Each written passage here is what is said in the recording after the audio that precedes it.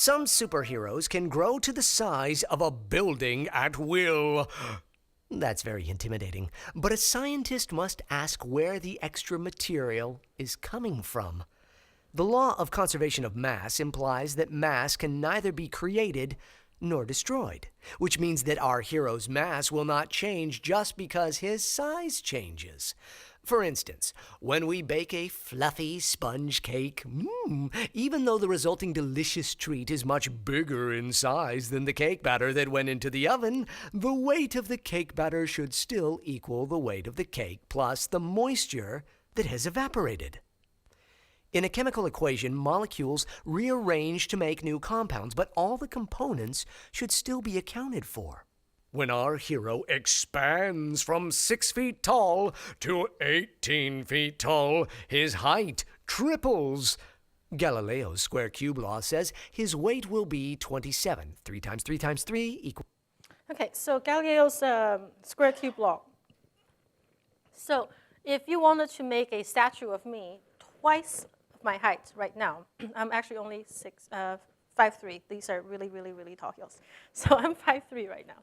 So if you actually wanted to make a statue of me that's twice as tall, and let's say imagine the same density, then that means this statue is going to be twice my height, twice my thickness, and twice my width. Okay, so we're actually talking about something that's going to be, let's see, 8 times my actual size, not twice. Just because it's taller doesn't mean just twice, because you have to expand it on all 3 dimensions. This is what's called the square cube law. So whenever you're expanding twice, it's 8 times. So if he's growing to 3 times his normal height, we have to expand in all 3 dimensions, and that's 27 times the normal size. 27 times his regular weight, since he has to expand in all 3 dimensions. So, when our superhero transforms into a giant, we are dealing with 2 possibilities. Our hero, towering at 18 feet, still only weighs 200 pounds, the original weight in his human form. Now, so the first option is the person that blows up. It's kind of like a balloon. It's kind of like a frog can suck in air and make it look bigger to its enemies. So it's like, hey, I'm big, don't mess with me, right? So that's the first option, is that this person is 200 pounds and 6 feet tall. So when he grows up to be 3 stories tall, I'm sorry, you're still 200 pounds. So it's just kind of like a big balloon version of a man. That's the first option. Option 2, our hero weighs 5,400 pounds. 200 pounds times 27 equals 5,400 pounds. When he is 18 feet tall, which means he also weighs 5,400 pounds when he is 6 feet tall.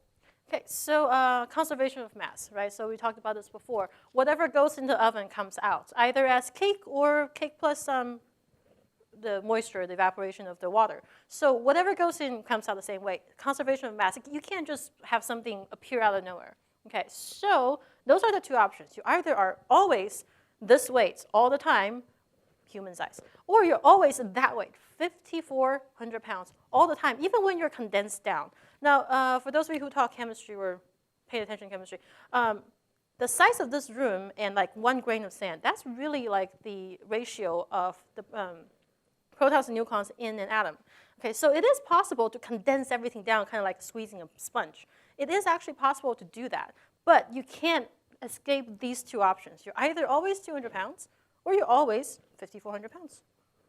Ooh. Ooh. Nobody can get in the same elevator with him without the alarm going off.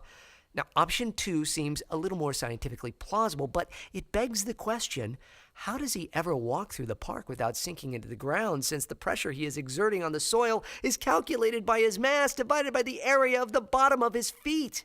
Okay, so pressure is force divided by area, really. So they said mass, but it's really the force that you're exerting on the floor. So it's really force divided by area, which is why we can use a needle, because needle point is really small. This is why when you sharpen a knife, it's easier to cut because the area that you're actually coming in contact with is smaller. So anytime you have pressure, it's always how much force divided by the area. So the smaller the area, the more force it's going to be. So 5,400 pounds on your feet?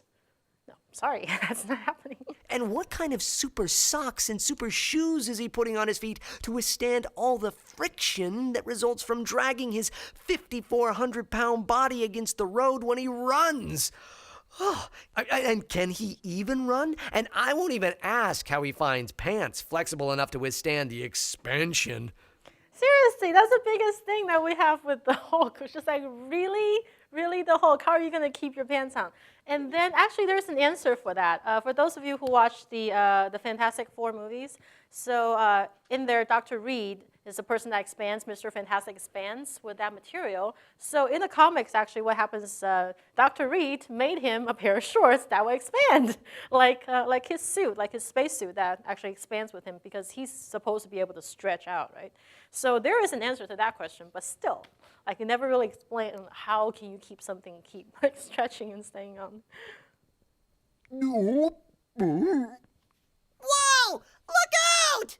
Now, let's explore the density of the two options mentioned above. Density is defined as mass divided by volume. The human body is made out of bones and flesh, which has a relatively set density. In option 1, if the hero weighs 200 pounds all the time, then he would be bones and flesh at normal size. When he expands to a bigger size while still weighing 200 pounds, he essentially turns himself into a giant, fluffy teddy bear. Hi! In option 2, if the hero weighs 5,400 pounds all the time, then he would be bones and flesh at 18 feet, with 5,400 pounds of weight supported by 2 legs. The weight will be exerted on the leg bones at different angles as he moves. Bones, while hard, are not malleable, meaning they do not bend, so they break easily. The tendons would also be at risk of tearing. Tall buildings stay standing because they have steel frames and do not run and jump around in the jungle. Our hero, on the other hand, one landing at a bad angle, and he's down. Oh! Right, so bone density doesn't change just because you're bigger. And when we're talking about buildings, they have steel in it. So if you're talking about a person that's the size of a building with structure in it that's still the same density as our bones, that's not a very good formula. With all the tendons and the things that we think about, the things that are professional athletes, the injuries that they sustain, right? If you're talking about somebody who's this big and running around, this is why King Kong and dinosaurs don't really exist right now. Like the air back then is different than the air here now, but the reason why they don't exist right now is because that proportion, they wouldn't be able to run or walk around. It's too much weight for that kind of a density of support system. It's like building a big doll out of really, really breakable materials.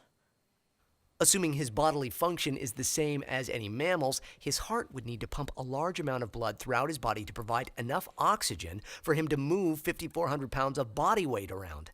This would take tremendous energy, which he would need to provide by consuming 27 times 3,000 calories of food every day. Now that is roughly 150 Big Macs. 27 times 3,000 calculated equals 81,000 calculated / 550 calories equals 147. He wouldn't have time to fight crime because he would be eating all the time and working a 9-to-5 job in order to afford all the food he eats. Oh. And what about superheroes who can turn their bodies into rocks or... All right, before we go into superheroes that can turn their bodies into rocks and sand, there's another thing that I didn't have space to put on here. Another problem is superheroes with that size would be in the danger of overheating. Who likes icing on cakes? Good? Icing? All right, so if the icing is the same thickness, would you rather have a small cake that's completely covered in icing or a big cake, a slice of a big cake? Which one will have more icing ratio? Small one or a big one?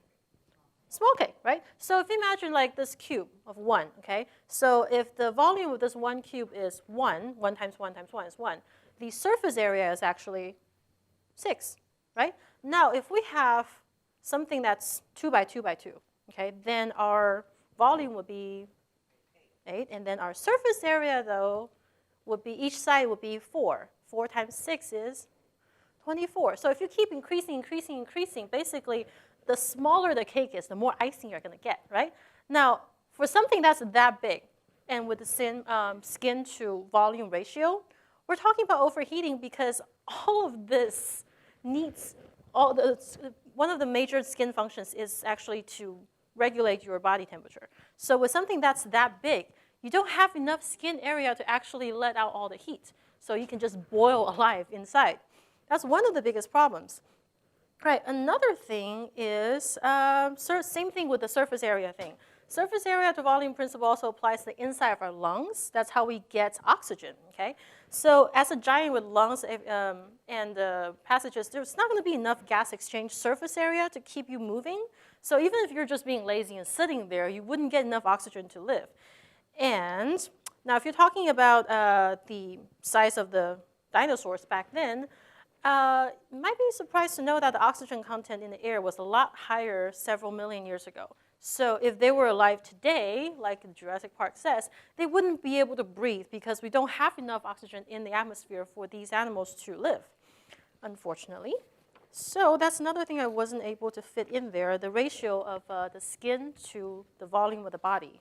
But when you have the part about the square cube, that's that same thing. Yeah, that it just doesn't talk about like the function of your skin. You need your skin and inside your lungs to get the oxygen that you need, and also to regulate your body temperature. That just talks about the more accessible ideas like the eating food and then breaking your shoes. Sand. Well, everything on Earth is made out of elements, and what defines each element is the number of protons in the nucleus. All right, so before we go forward for that one, which superheroes turns their bodies into rock or sand? Yeah, the Thing from Fantastic Four, except I can't show the Thing from Fantastic Four. He turns into a rock man, right? I actually really like the funny parts that they showed in that movie, but it's not very, very practical. And here's why. That is how our periodic table is organized. Hydrogen has 1 proton, helium 2 protons, lithium 3 protons, and so on. The primary component of the most common form of sand is silicon dioxide. Meanwhile, the human body consists of 65% oxygen, 18% carbon, 10% hydrogen, and 7% of various other elements, including 0.002% of silicon. In a chemical reaction, the elements recombine to make new compounds. So where is he getting all the silicon necessary to make the sand? Sure, we can alter elements by nuclear fusion or nuclear fission. However, nuclear fusion requires so much heat, the only natural occurrence of this process is in stars. In order to utilize fusion in a short amount of time, the temperature of the area needs to be hotter than the sun. Every innocent bystander will be burned to a crisp. Wow! Rapid nuclear fission is not any better, since it often results in many radioactive particles. Our hero would become a walking, talking nuclear power plant, ultimately harming every person he tries to save. And do you really want the heat of the sun or a radioactive nuclear plant inside of your body? Oh, that burns.